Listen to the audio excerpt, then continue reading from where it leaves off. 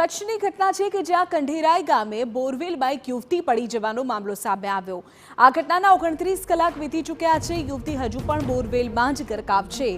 મોડી રાત્રે યુવતીને બહાર કાઢતી વખતે જ હુક તૂટી ગયો અને બોરવેલમાં યુવતી અત્યારે જ્યારે માત્ર 60 ફૂટ દૂર હતી ત્યારે આ ઘટના બની, જેના કારણે યુવતી ફરી બોરવેલમાં પડી હતી।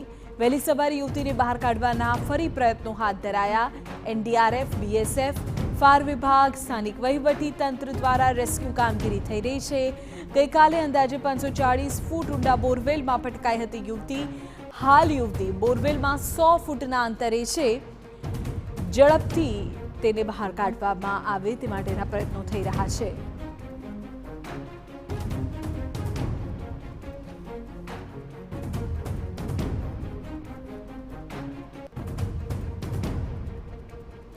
જય દવે અમારા સંવાદદાતા બાબતે વધુ માહિતી આપી રહ્યા છે। જય, અત્યારે શું સ્થિતિ છે, કેટલે પહોંચી છે રેસ્ક્યુની કામગીરી?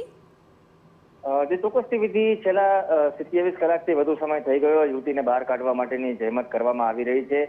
ગઈકાલ સાંજ સુધી લગભગ 27 વખત પ્રયત્નો કરવા છતાં યુવતી બહાર કાઢવામાં સફળતા મળી ન હતી। જોકે સાંજના એનડીઆરએફની ટીમ આવ્યા બાદ મહદઅંશે સફળતા મળી હતી અને યુવતી ખાસી એવી ઉપર આવી ગઈ હતી, પરંતુ ત્યારબાદ હુક તૂટી જવાની ઘટનાને કારણે ક્યાંક ને ક્યાંક રેસ્ક્યુ કામગીરી છે તેમાં વિલંબ થયો હતો અને તેની કારણે રાત દરમિયાન કામગીરી છે થોડી ધીમી થઈ હતી। પરંતુ અત્યારે ફરી સવારથી આધુનિક સાધનોની મદદથી સતત ઓક્સિજનનો મારો છે તે યુવતી સુધી પહોંચાડવામાં આવી રહ્યો છે। સાથે સાથે યુવતી છે તેને બહાર કાઢવાના પ્રયત્ન હાથ ધરવામાં આવ્યા છે।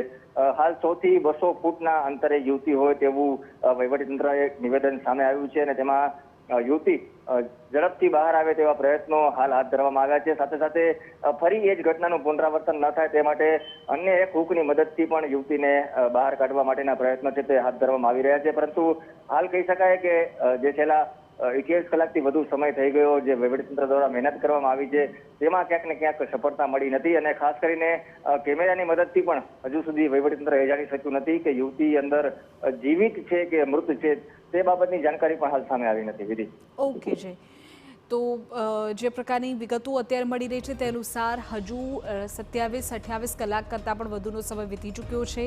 યુવતી હજુ પણ બોરવેલમાં ફસાયેલી છે।